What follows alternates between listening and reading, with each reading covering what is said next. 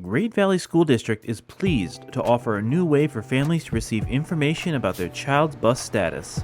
This real-time update is available through a website dashboard or through a handy app, accessible from your phone or other mobile device. You can access the status of your child's bus in two ways: online via a link on your school's website, or on your mobile device via the Bus Status app, which is available for free from the App Store or Google Play. Want to check online for information about your student's bus status?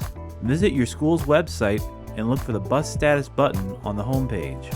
If the button is green, all buses are running on schedule. Not green? Then there's a delay. Click the button to learn more. Want to receive notifications right on your phone or mobile device?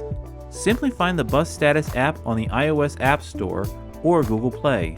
Download the app and select Great Valley School District from the list available. Then go to All Buses and tap the star next to your child's bus or buses.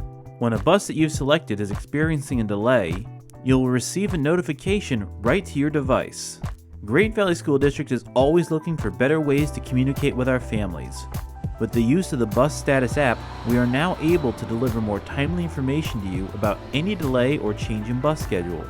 We hope that this improves your overall school experience.